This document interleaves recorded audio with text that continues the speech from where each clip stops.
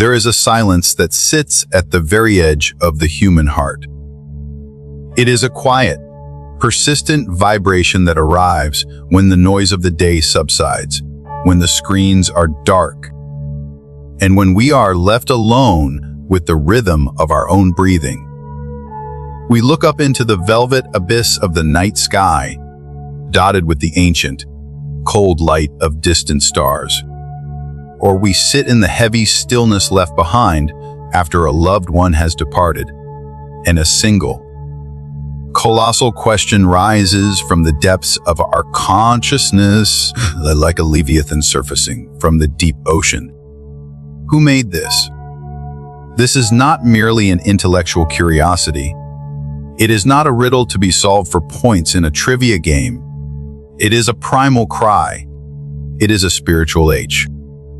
We look at the sprawling complexity of the cosmos, the clockwork precision of the planets, the delicate architecture of a flower, the terrifying chaos of a storm, and we long for a signature. We crave the reassurance that there is a chaotic order, a guiding hand upon the wheel, a grand architect who has sketched the blueprints of our joy and our sorrow. When the ground beneath our feet feels unstable, when the structures of our lives crumble into dust, the idea of a supreme, omnipotent observer brings a profound, sedative comfort. It whispers to us that we are not orphans in a cold, indifferent void. It tells us that we are seen. This longing is woven into the very biology of our being. From the moment we open our eyes as infants, we are conditioned to understand cause and agent. A house does not simply appear, it is raised by a builder. A melody does not manifest from thin air, it is composed by a musician. A book requires an author. Therefore, when the human mind confronts the magnum opus of existence, the universe itself, it instinctively, reflexively asks, where is the author? Who held the pen? Psychology calls this agency detection. It is a survival mechanism honed over millions of years of evolution. Our ancestors survived because they were paranoid. If the tall grass rustled on the savanna, it was safer to assume a tiger was stalking them than to assume it was merely the wind. We are hardwired to detect intention. We are programmed to see a who behind every what. This ancient instinct, once used to avoid predators, has now been projected onto the canvas of the cosmos. We look at the swirling galaxies and the collision of nebulae, and our minds insist, someone must have placed them there. With the feeling of awe comes the inevitable shadow of the question, who is the king of this vast kingdom? The Buddha, in his piercing, diamond-like clarity, understood this tendency of the mind. He did not mock it, nor did he blindly accept it. He saw it for what it was, a movement of the mind, a projection of our own desire for security. There is a story, preserved in the ancient Pali canon, that illustrates this with the devastating subtlety. It speaks of Brahma Baka, a celestial being of immense power and radiance. This being, having existed for aeons in a high heavenly realm, began to believe the story of his own supremacy. He looked around at the splendor of his existence and concluded, I am the eternal. I am the creator. I am the father of all that has been and will be. The Buddha visited this realm not to worship, but to wake the dreamer. With gentle, unshakable wisdom, he revealed to Brahma Baka that even he, this god among gods, was subject to the laws of change. The Buddha pointed out that Brahma's belief in his own eternal nature was a delusion born of memory loss. He had forgotten the causes and conditions, the vast stretches of karma that had propelled him to that high seat. It is a moment of profound cosmic irony, a god, convinced he is the all-powerful architect, being reminded by an awakened human that he, too, is just a prisoner in the golden cage of existence, caught in the intricate web of cause and effect. Across the tapestry of human history, cultures have answered this fundamental H in myriad ways. Theistic traditions offer the comforting embrace of a divine parent, a creator, who fashioned the world with purpose, who counts the hairs on your head, who creates a narrative where you matter. This is a powerful emotional anchor. It tells you that you are not an accident. It tells you that the suffering has a reason, that the play has a director, and that there is a script being followed. Science, the modern mystic, offers a different cosmology. It speaks of the Big Bang, a singularity of infinite density, a moment where space, time, and energy exploded into the kaleidoscope of a reality we inhabit. Yet, even the high priests of physics, minds as brilliant as Stephen Hawking, found themselves standing at the edge of a cliff, peering into the mist. Physics can explain how the engine runs, but it struggles to explain who turned the key, or if there is a key at all. The question remains, what lies before the beginning? If the universe emerged from nothing, what is the nature of that nothing? We find that this nothing is not empty. It is a quantum vacuum, seething with potential, governed by laws we are only just beginning to decipher. And then there is the third way, the way of the Buddha. Here, the ground shifts beneath our feet. The question itself begins to dissolve like mist in the morning sun. Buddhism does not raise its hand to ask, who made this? Instead, it turns the gaze inward and asks, what causes this moment to arise? The focus moves from the external architecture to the internal weather. It shifts from a distant, hypothetical creator to the immediate, visceral patterns of reality. This is not a dismissal of the cosmos. It is a radical reorientation of the spirit. Buddhism is not interested in building a mythology of origins, as it is interested in the surgery of the soul. It seeks to understand why we suffer, why we bleed emotionally, and how we can stop the hemorrhaging. When the Buddha was asked these grand, speculative questions about the eternity of the world or the nature of the soul after death, he often responded with a thunderous, noble silence. This was not the silence of ignorance. It was the silence of a surgeon refusing to discuss the weather while the patient is bleeding out. In the famous parable of the poisoned arrow, the Buddha likened us to a man shot in the chest. The man refuses to let the doctor remove the arrow until he knows the name of the archer, the type of wood the bow was made of, and the species of bird that provided the feathers. The Buddha's diagnosis is stark: you will die before you get those answers. He explicitly stated, these questions do not lead to liberation. They are intellectual toys. They are labyrinths of the mind that keep us spinning in concepts, never touching the raw, pulsing reality of the present moment. He redirected the human gaze from the abstract to the immediate.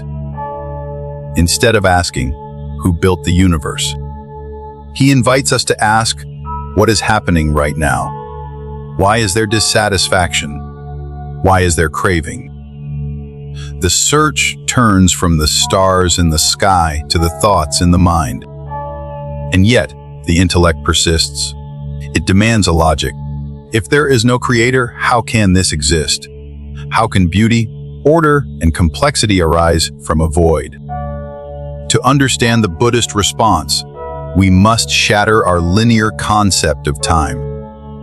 We must stop seeing time as a straight line with a start and a finish, and start seeing it as a circle.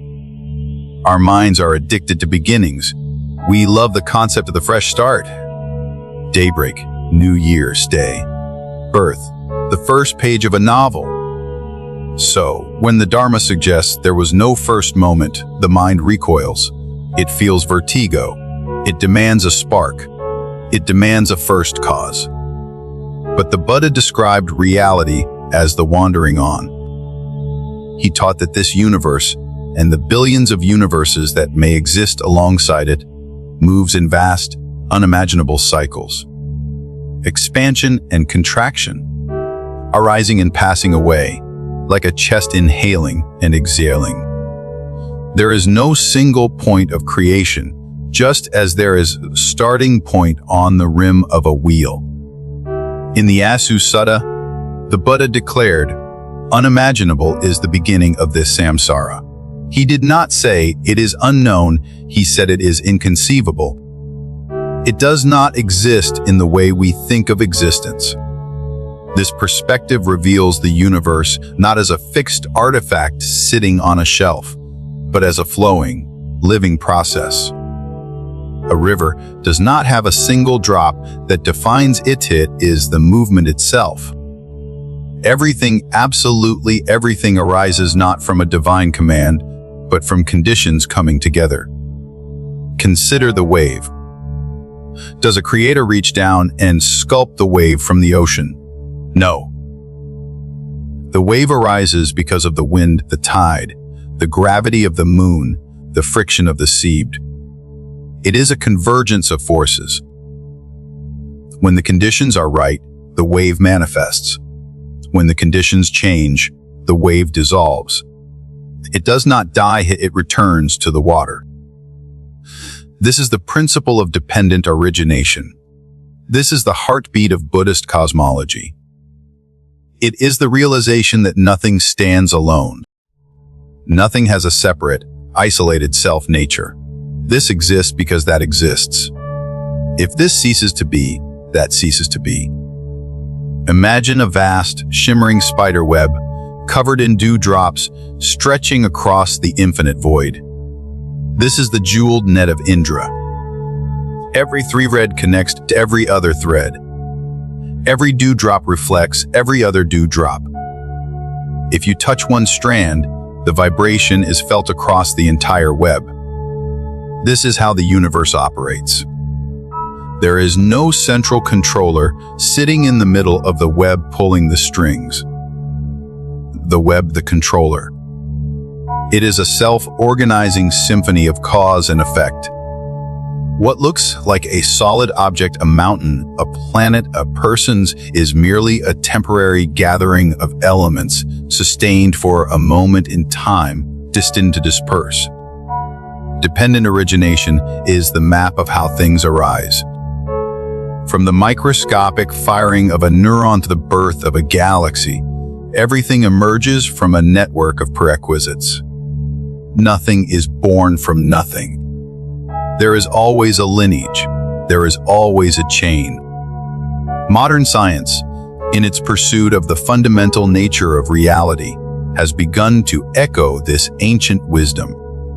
Quantum physics tells us that particles do not exist in fixed, absolute locations until they interact.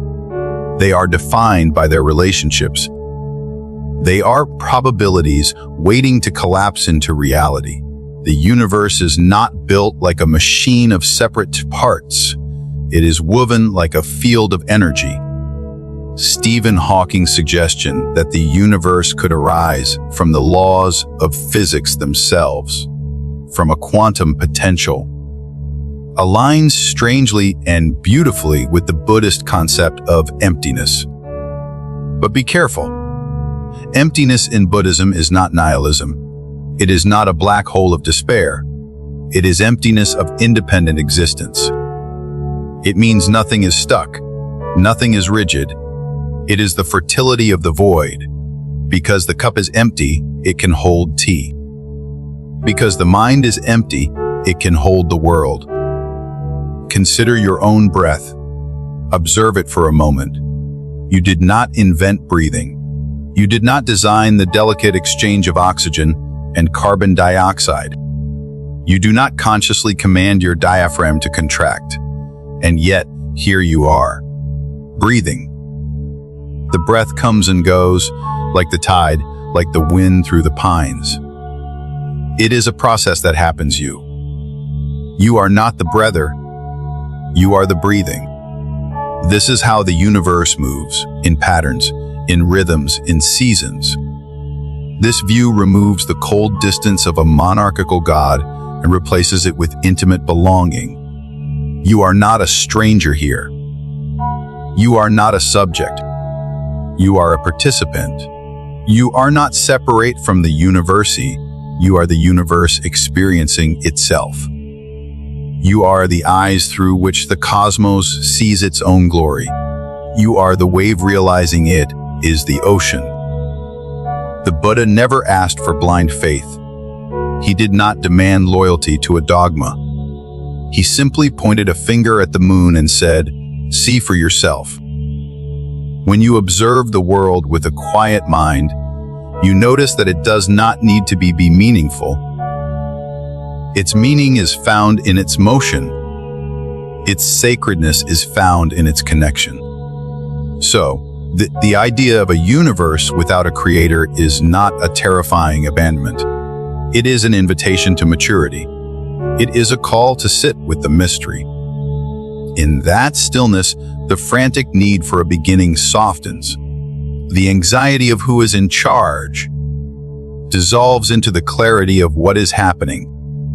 What remains is the direct perception of reality. Just like the breath, the universe does not need a starting line to be real. It just needs conditions. And when those conditions align, the wind moves across the face of the deep, and a world rises once again. Some critics argue that Buddhism avoids the cosmic questions, that it is too focused on the psychology of the individual. But this is a misunderstanding. The Buddha looked deeply into the abyss of space and time, not to map the stars for navigation, but to understand the engine of existence. Through the profound technology of meditation, his mind became a flawless mirror, reflecting the intricate dance of creation and dissolution across countless dimensions. When he awakened under the Bodhi tree, the veil was lifted. He saw the machinery of. In the West, we often misunderstand karma as fate, or worse, as a cosmic reward and punishment system administered by a divine judge. You did bad, so you get bad. But the Buddha's vision was far more subtle and scientific. He saw the cosmos as a field of seeds and fruits. Karma is the soil, action is the seed, the result is the fruit. There is no judge in the sky keeping a ledger. There is only the natural law of consequences. If you plant an acorn, you get an oak tree, not because the universe rewards you, but because that is the genetic inevitability of the acorn. If you plant hatred in the mind, you harvest suffering. If you plant generosity, you harvest peace. This law applies not just to individuals, but to worlds.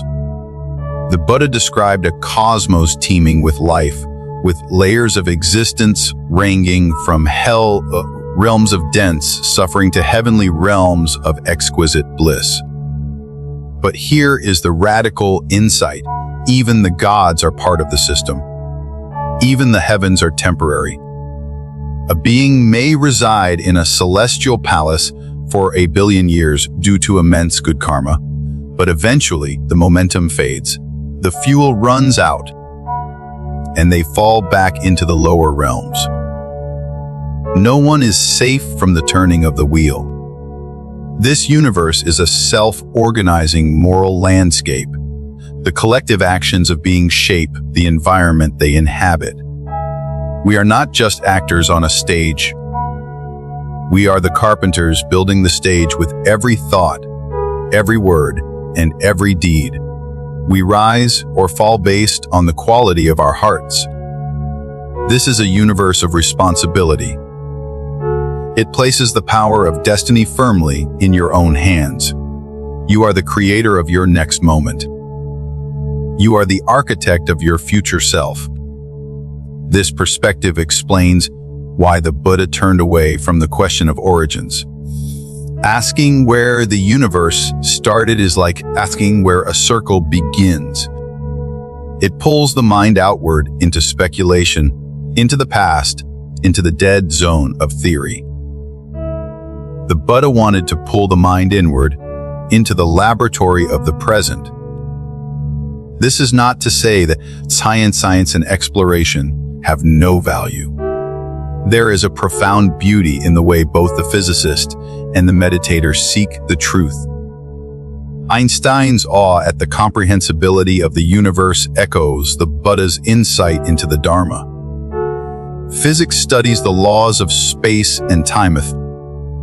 Buddhism studies the laws of intention and perception. Both agree that the surface reality is an illusion, that there are deeper forces at play. But the Buddha had a goal that transcended awe. He was not satisfied with merely marveling at the beauty of the prison. He wanted to find the key to the door. He compared the universe to a dream, a lucid dream, perhaps vivid and terrifying and beautiful. We can spend our lives studying the texture of the dream, measuring the walls, categorizing the characters. But the ultimate freedom comes only when we wake up. So, the Buddha did not ask, what is the dream made of? He asked, what keeps us dreaming? His answer was craving, the thirst, the unquenchable desire to be, to become, to possess, to define. It is this energy of craving that propels consciousness into form. It is this hunger that builds bodies, that builds worlds, that spins the wheel of Samsara. When craving ends, the engine stops. The builder puts down his tools. The house is dismantled. It is not death. It is not annihilation. It is the extinguishing of the flame of greed, hatred, and delusion. It is the waking up from the cosmic dream. It is a peace that passes all understanding, a freedom from the compulsion to be reborn, to suffer, and to die again. The Buddha's view of the universe was vast, multidimensional, and alive. But he always brought the focus back to the pragmatic. Does this help you wake up? Understanding the mechanics of a galaxy means little if you are still a slave to your own anger. Knowing the age of the sun is useless if you are consumed by anxiety. The true journey is not a voyage to Mars. It is the voyage from the head to the heart. By understanding how our internal conditions create our experience of the world, we gain the power to reshape that experience. We stop being victims of a random universe and become masters of our own minds. In every age, the seekers, the skeptics, and the broken-hearted find themselves wrestling with the same questions. Some are certain there is a Father. Some are certain there is only the void. Some stand in the middle, confused and longing. When these questions reached the Buddha, he listened to the silence behind the words. He heard the fear. He heard the need for a home. And his answer was a gesture of supreme compassion. He did not give them a theology to believe, and he gave them a path to walk on. He said, "You are suffering. Let us look at that." This is the ultimate redirection. Even if a God created the universe, we still get sick. We still age. We still lose the people we love. We still face the terror of death. The origin story does not solve the problem of pain. So the Buddha asks, what will free you from that pain? This shift turns the spiritual quest from an external hunt for answers into an internal process of alchemy. He said, "I teach only one thing, suffering, and the end of suffering." He did not deny the stars, he simply prioritized the scar. The universe, in this light, becomes a teacher. It constantly demonstrates the truth of impermanence. The seasons change, the flowers wilt, the stars burn out, the mountains erode. Everything is screaming the truth of change. The question transforms. It is no longer who made this. It becomes, how do I live in harmony with this? What now? How will I respond to the inevitable changes of life? Will I cling to the riverbank, or will I learn to float? That is the work of awakening. That is where clarity lies. For those who still whisper, but what if there is something more? What if there is a mystery beyond naming? Buddhism offers a seat on the cushion. It offers a practice of stillness. In that deep, oceanic silence of meditation, the mind finds its own center. The need for external certainties begins to fade, not because they are disproven, but because they are no longer necessary. When the mind is still, the world becomes clear. When wisdom is born, the child no longer needs the imaginary friend, and the adult no longer needs the cosmic parent. You discover an unshakable peace that does not depend on a creation myth. You discover that you are the light you have been seeking. In this quiet seeing, we perceive the universe as it truly is, a magnificent, terrifying, beautiful dance of energy. Always moving, always arising, always dissolving. It is a wave that does not need a sculptor, because it was never separate from the ocean. Ultimately, we all long for the same thing. Whether we seek God, or logic, or science, or silence, we are seeking a way to be at home in the universe. We are seeking peace. Buddhism does not demand that you burn your Bibles or tear up your physics textbooks. It simply offers a lamp in the darkness. It offers a way to see clearly, to live fully, and to let go gently. The question is not who made the universe. The question is, can you wake up? Can you live with love in a world that changes? Can you find freedom in the midst of the storm? This path requires courage. It requires the bravery to stand without a crutch. But the destination is worth the journey. And the source of this freedom is not in the distant sky. It is right here, in the space between your thoughts, in the silence between your breaths, in the boundless, radiant potential of your own awakened heart.